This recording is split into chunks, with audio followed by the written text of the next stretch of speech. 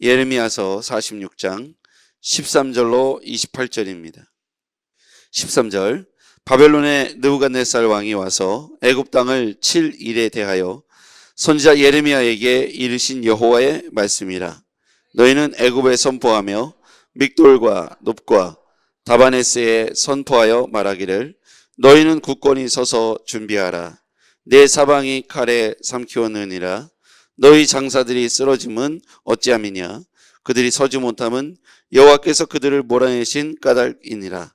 그가 많은 사람을 넘어지게 하심에 사람이 사람 위에 엎드려져 이르되, 일어나라. 우리가 포악한 칼을 피하여 우리 민족에게로 우리 고향으로 돌아가자 하도다. 그들이 그곳에서 부르짖기를, 애굽의 바로 왕이 망하였도다. 그가 기회를 놓쳤도다. 만군의 여호와라. 일컫는 왕이 이르시되, 나의 삶으로 맹세하노니 그가 과연 산들 중에 다볼같이 해변의 갈멜같이 오리라. 애굽에 사는 딸이여, 너는 너를 위하여 포로의 짐을 꾸리라.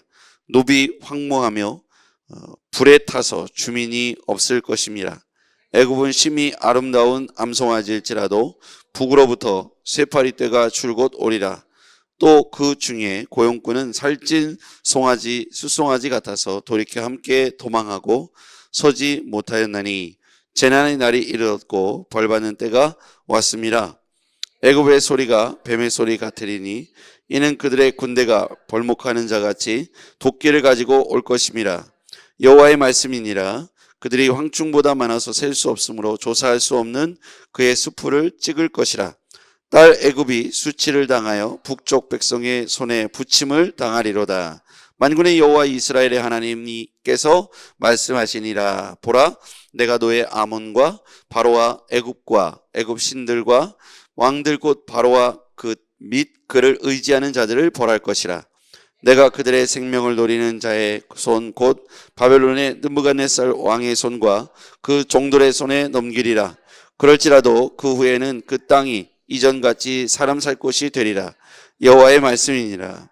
내 종 야곱아, 두려워하지 말라. 이스라엘아, 놀라지 말라. 보라, 내가 너를 먼 곳에서 구원하며 내 자손을 포로된 땅에서 구원하리니 야곱이 돌아와서 평안하며 걱정 없이 살게 될 것이라.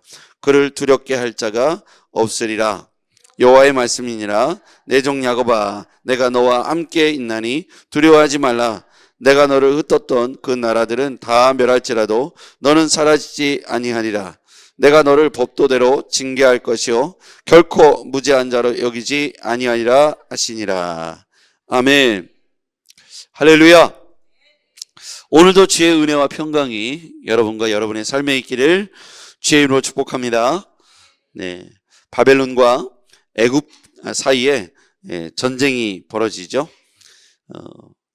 갈그미스 전투에서 승리한 바벨론의 느부갓네살 왕이 애굽으로 진격합니다. 애굽은 바벨론의 공격을 대비해야겠죠. 근데 어제 우리가 말씀을 나눴지만 바벨론과 애굽은 하나님이 택한 선민의 민족은 아닙니다. 그러나 역사를 주관하시는 분은 하나님이시다. 오늘 왜 애굽을 바벨론에게 패망하게 하셨을까? 애굽은 강성한 바로의 군대인데 어찌하여 바벨론의 포로가 되고 혹은 바벨론에 패망하게 되는 것일까? 그것은 유대가 하나님을 의지하기보다 애굽을 의지했기 때문이죠. 유대 땅이 남유다가 하나님을 두려워하지 않고 애굽 왕을 더욱 신뢰했기 때문입니다. 겉으로는 그들이 하나님을 의지한다고 말했지만 속으로는 그들이 애굽 왕에게로 피난하면 자기들이 바벨론으로부터 안전하게 될 것이다. 그러니까 바벨론이 침공해 오는 이유가 하나님께서 벌을 주신 이유라는 사실을 깨닫지 못하고 그들보다 좀 더 강성한 나라, 그것이 이제 애굽이죠. 애굽 땅으로 피하기만 하면 스스로 안전하겠다. 스스로 바벨론보다는 애굽 땅이 훨씬 더 좋겠다고 생각했고 애굽 왕을 의지했기 때문에 하나님께서 애굽을 멸하시는 겁니다. 하나님의 백성들이 하나님보다 더 사랑했기 때문이고 더 의지했기 때문이겠죠. 애굽이 아무리 강성해도 하나님이 보호하시지 않고 하나님이 개입하시지 않으면 패망할 수밖에 없다는 것이죠. 여러분, 하나님 편에서 하나님보다 우리가 더 의지하고 하나님보다 더 신뢰하는 것이 있다면 우리는 그것이 무엇인지 살펴볼 필요가 있겠습니다. 하나님 앞에서 우리가 더욱 신뢰하는 것들은 하나님밖에 없어야 한다는 것이죠. 오늘 바벨론에 의해서 애굽이 전쟁에서 패망하는 것은 하나님의 개입하신 사건입니다. 애굽이 하나님을 두려워하지 않고 다른 신들을 통해서 섬겼기 때문에 우상을 섬겼던 이 애굽을 심판하는 것이고, 하나님보다 애굽을 의지했던 유다 때문에 애굽이 패망하게 된 것이죠. 여기에서 보면, 자, 말씀으로 들어가서 한번 볼게요. 14절. 너희는 애굽에 선포하며 믹돌과 놉과 다바네스에서 선포하여 말하기를 너희는 굳건히 서서 준비하라. 내 사방이 칼에 삼키었느니라. 자, 15절. 너희 장사들이 쓰러지면 어찌함이냐. 그들이 서지 못함은 거기서부터요. 여호와께서 그들을 몰아내신 까닭이니라. 너희 장사들이 쓰러지면, 이것은 바로 애굽의 군사들을 말하죠. 왜 그렇게 됐느냐? 왜 그들이 서지 못했느냐? 군사들이 어찌하여 그렇게 힘없이 맥없이 쓰러지고 패망하는가? 그것은 거기서부터 밑줄 그어보세요. 여호와께서 그들을 몰아내신 까닭이라. 하나님이 이 전쟁에 개입됐다는 사실을 알려주고 있는 것이죠. 16절. 그가 많은 사람을 넘어지게 하심에 사람이 사람 위에 엎드러지며 이르되 일어나라. 우리가 포악한 칼을 피하여 우리 민족에게로 우리 고향으로 돌아가자 하도다. 그들이 그곳에서 부르짖기를 애굽의 바로 왕이 망하였도다. 그가 기회를 놓쳤도다. 그 18절에 나오는 말씀, 만군의 여호와라 일컫는 왕이 이르시되. 만군의 여호와. 그러니까 이 세상에 애굽이라는 나라가, 바벨론이라는 나라가 패권을 차지한다 할지라도 그것 위에 그것을 다스리는 분은 만군의 여호와라고 표현되어 있죠. 그러니까 하나님께서 모든 역사의 주관자가 되신다. 왕들이 많아도 왕이 되시는 분, 아무리 세상에 권력이 있어도 그 권력 위에 또 다른 힘이 되시는 분, 그분이 바로 우리가 믿는 전능하신 하나님이시다. 그러니까 우리가 애굽을 의지하는 것은 굉장히 어리석은 일이죠. 눈앞에 애굽이 강성하고 위대해 보여도 하나님은 바벨론이라는 나라를 들어서 애굽을 패망케 하시죠. 이유는 뭡니까? 이 당시에 많은 사람들이 애굽을 의지하고 두려워했기 때문이죠. 진짜 의지할 분은 하나님이시고 진짜 두려워할 분은 하나님이시라는 사실입니다. 역사의 주관자이신 하나님, 우리의 삶의 주관자가 되시는 줄 믿습니다. 그러면 여러분, 우리가 돈이라는 것을 생각할 때, 여러분 돈 갖고 안 되는 게 뭐 있습니까? 자본주의 사회에서요. 서구화되고 자본주의 사회가 되고 민주사회에서 우리가 돈이라는 것이 권력이 되었죠. 돈 가지고 안 되는 게 없다는 거예요. 돈으로 사람을 살 수도 있고 마음을 살 수도 있고 나라를 살 수도 있고, 돈으로 한 사람의 운명을 좌지우지할 수 있다고 우리는 생각합니다. 그래서 어렸을 때부터 우리는 돈을 벌기 위한 모든 수단과 방법을 경쟁을 통해서 차지하는 것을 배우게 되죠. 공부를 하는데 그냥 하는 게 아닙니다. 컨닝을 해서라도 1등을 하려고 해요. 왜 그렇습니까? 좋은 대학을 가야 되니까 그렇죠. 좋은 대학은 왜 갑니까? 좋은 대학 나와서 좋은 데 취직해야 되죠. 그러면 왜 좋은 데 취직합니까? 돈을 많이 벌어서 호강하려고 그러죠. 자본주의 사회가 그렇게 도식화 시킨 겁니다. 행복이라는 게 돈이 없으면 불행하다고 느끼게 하는 거죠. 심지어 이것은 교회 안에서도 번영신학, 성장학 이런 것으로 들어왔어요. 그래서 영혼이 잘 되고 범사가 잘 되는 오중복음을 통해서 사람들은 아멘이라고 말했지만, 그러다 보니까 범사가 잘 돼야 되는 것에 주목하게 됐다는 거예요. 번영신학. 우리가 많은 것을 복받는 기준이 물질적 기준으로 사람들이 자꾸만 오해하기 시작했다는 거예요. 그래서 교회들은 사이즈를 크게 하기 시작했고, 사람들이 많이 모이면 성공한 교회라고 표현하기 시작했어요. 얼마나 무서운 얘기입니까? 과연 이것을 하나님께서 동의하실까요? 여러분, 우리도 모르는 사이에 돈이라고 하는 규정을 그렇게 지었다는 거예요. 그리스도인이 신앙생활 잘하면은 당연히 물질적인 복을 받고 물질적인 고난을 당하면 벌을 받는다고 생각했던 거예요. 여러분, 돈이라는 것은 우리가 하나님 앞에서 원칙을 정해야 됩니다. 우리가 애굽처럼 돈을 신뢰하고 돈을 두려워하고 돈을 동경하고 돈을 기뻐하면 하나님이 내 안에서 돈을 가져가실 수밖에 없다는 거예요. 왜냐하면 하나님이 우리에게 요구하신 건 뭐냐면 돈보다도 하나님을 더 사랑하고 돈보다도 하나님을 더 의지하는 것을 기뻐하시기 때문이죠. 성경은 뭐라고 얘기합니까? 돈을 쫓지 말고 하나님을 기대하라고 말씀하고 계십니다. 돈을 주관하시는 분이 하나님이시기 때문이죠. 돈뿐만 아닙니다. 시간도, 나의 인간관계도, 내 건강도 내가 하나님보다 우선시하고 두려워하고 그것을 추구한다면 하나님께서 무엇이 1순위인지 우리에게 가르쳐 주신다는 거예요. 우리의 삶에 어려움과 고통의 순간들을 생각해 보면 우리가 무엇인가를 추구하고 있었다는 사실을 떠올릴 수 있어요. 자식만을 나의 삶의 모든 것이라고 올인했던 사람들, 그 사람들은 자식 때문에 고통을 당하기도 하고요. 돈 하며 살았던 사람들은 일정의 돈을 갖는 시간이 있지만 돈으로 인하여 고통스럽게 되고, 건강에 예민하고 몰입했던 사람들은 건강 때문에 항상 조심하고 살지만, 건강 때문에 건강하다고 행복하다고 말하지만 결국 건강 때문에 건강을 잃어서 불행하다고 말할 때가 온다는 것이죠. 제가 무슨 말을 하고 싶냐면 어떤 것도 하나님보다 1순위에 놓일 수 없다는 겁니다.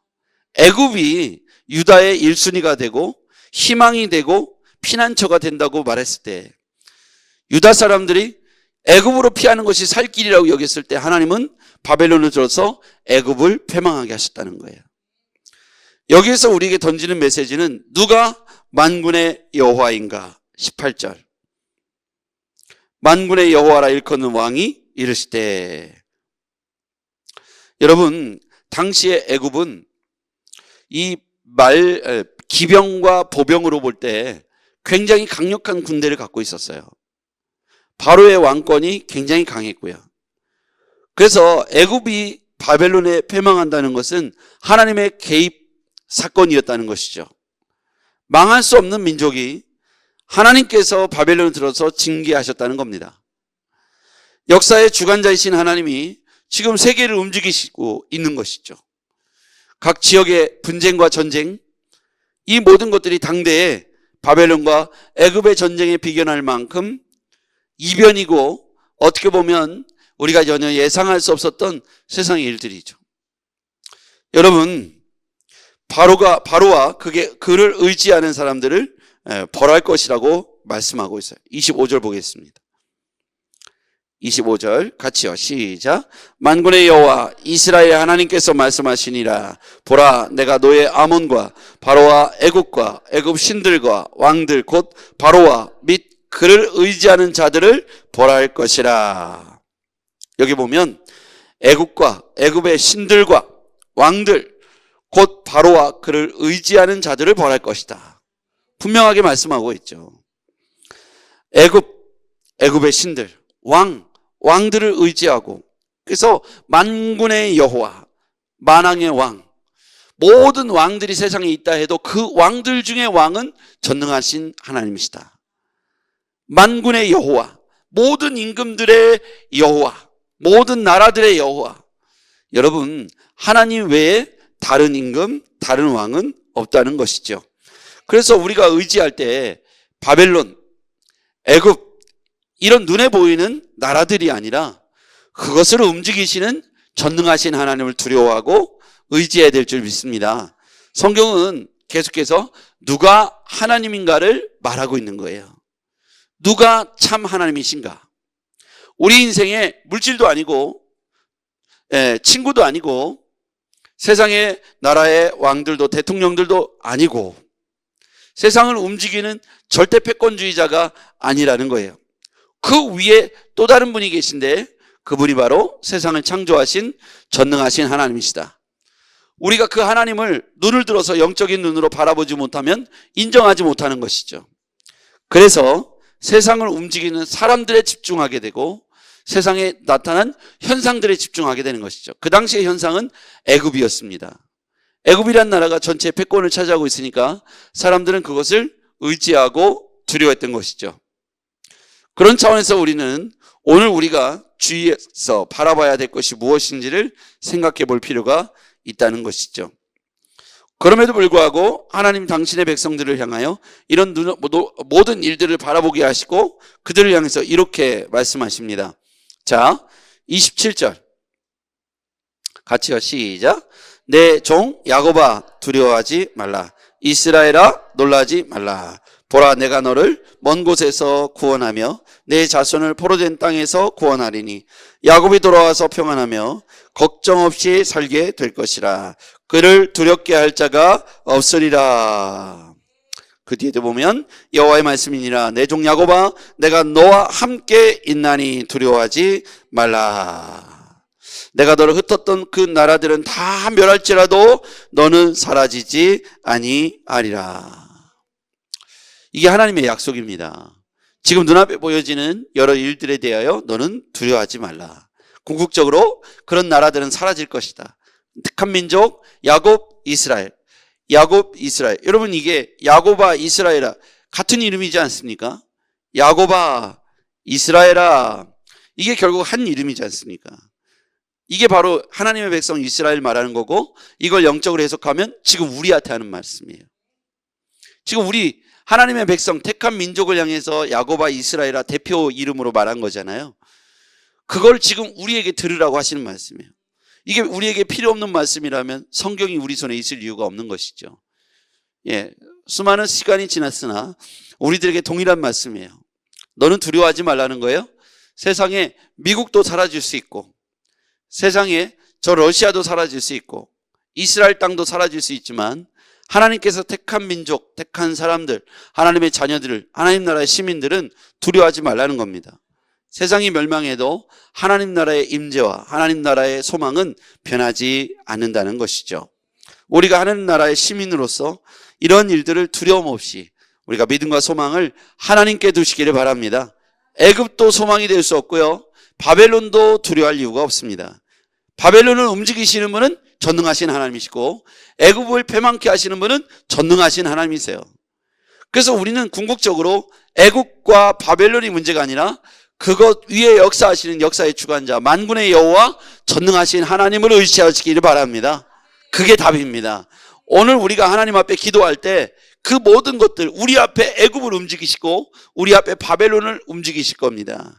그러면서 우리에게 말씀하시기를 야곱아 이스라엘아 너는 두려워하지 말라. 다른 것들은 다 사라져도 너희들은 결코 사라지지 않을 것이다. 기도하겠습니다. 전능하신 아버지 하나님, 오늘 우리 눈앞에 보여지는 애굽이 아무리 바로를 의지하고 그들의 철병과 기병들을 의지한다 할지라도 그것 또한 사라지게 될 것임을 말씀해 주셨습니다. 하나님, 우리가 절대적으로 하나님만 의지하고 바라보게 도와 주시옵소서. 예수님의 이름으로 기도했습니다. 아멘.